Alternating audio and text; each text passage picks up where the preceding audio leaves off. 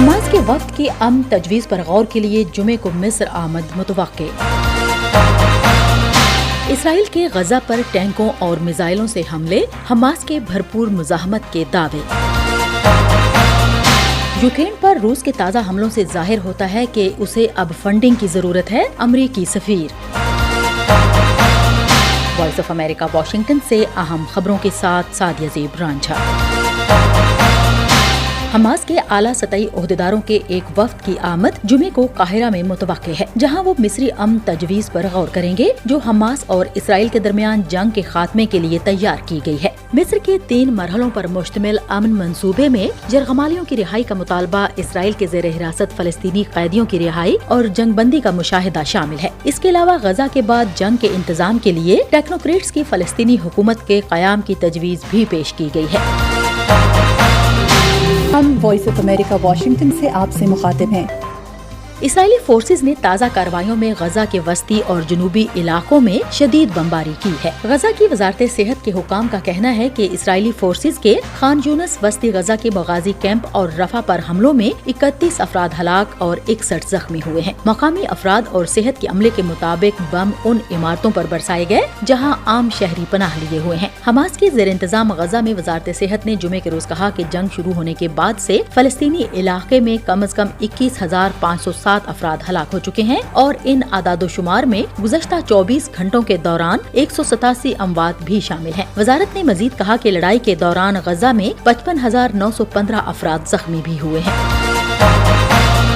اقوام متحدہ کے سیکرٹری جنرل اینٹونیو گٹیرس نے اپنے نئے سال کے پیغام میں 2024 میں دنیا بھر میں اعتماد اور امید پیدا کرنے پر زور دیا۔ Humanity is in pain. Our planet is in peril. New York میں اقوام متحدہ کے ہیڈ کوارٹر میں پہلے سے ریکارڈ کی گئی ایک مختصر تقریر میں گٹیرس نے تشدد، جنگ، ماحولیاتی تبدیلی، غربت اور معاشی مشکلات کا حوالہ دیا اور دنیا پر زور دیا کہ وہ اس کا حل تلاش کرنے کے لیے مل کر کام کرے۔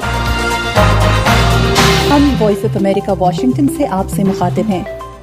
اے ایف پی کے ذرائع کے مطابق ترک پارلیمنٹ میں جنوری کے وسط سے پہلے سویڈن کی نیٹو میں شمولیت کے لیے ووٹنگ کا امکان نہیں ہے۔ امریکہ کی قیادت میں مغربی اتحاد میں سویڈن کے الحاق کو منگل کے روز خارجہ امور کی کمیٹی نے منظور کر لیا، جس سے 19 ماہ سے جاری تعطل کا خاتمہ ہوا۔ اب اسے مکمل 600 نشستوں والی پارلیمنٹ کے ذریعے ووٹ دینا ہوگا، جہاں صدر رجب طیب ایردوان کے حکمران اتحاد کو اکثریت حاصل ہے۔ اس کے بعد صدر اس پر دستخط کریں گے۔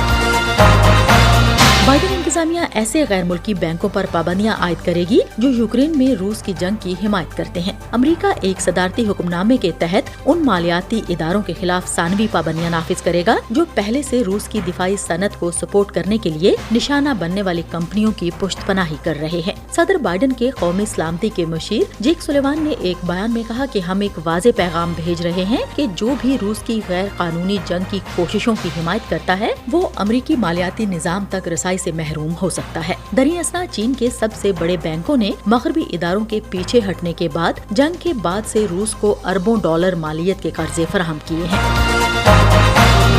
ہم وائس آف امریکہ واشنگٹن سے آپ سے مخاطب ہیں۔ یوکرین میں اوڈیسا کے گورنر کے مطابق روس کی جانب سے ایک رہائشی عمارت کو میزائل سے نشانہ بنائے جانے کے بعد 3 افراد ہلاک اور کم از کم 15 زخمی ہو گئے، جن میں 2 بچے بھی شامل ہیں۔ حکام نے بتایا ہے کہ روس نے جنگ کے دوران یوکرین پر اب تک کا اپنا سب سے بڑا میزائل حملہ کیا ہے، جس میں 13 شہری ہلاک اور درجنوں زخمی ہو گئے، جبکہ ملک کے جنوب اور مغرب میں رہائشی عمارتوں کو بھی نشانہ بنایا گیا۔ یوکرین کئی ہفتوں سے خبردار کر رہا ہے کہ روس اس کے توانائی کے نظام پر بڑا فضائی حملہ کرنے کے لیے میزائل ذخیرہ کر رہا ہے۔ گزشتہ برس پاور گریڈ پر روسی میزائل حملے کے بعد لاکھوں یوکرینی تاریکی میں ڈوب گئے تھے۔ جمعے کے روز کیف میں امریکی سفیر نے کہا کہ یوکرین پر روس کے تازہ حملوں سے ظاہر ہوتا ہے کہ اسے اب فنڈنگ کی ضرورت ہے، کیونکہ وائٹ ہاؤس کانگریس میں مخالفت کے باوجود یوکرین کے لیے مزید فوجی امداد پر زور دے رہا ہے۔ برجٹ برنک نے ایکس پر لکھا کہ یوکرین کو 2024 میں آزادی کی جنگ جاری رکھنے کے لیے اب فنڈز کی شدید ضرورت ہے۔ اس کے ساتھ ہی اہم خبروں کا یہ بلیٹن اب ختم ہوتا ہے۔ سعدیہ زیب رانجھا اور ایڈیٹر بہجت جیلانی کو اجازت دیجیے۔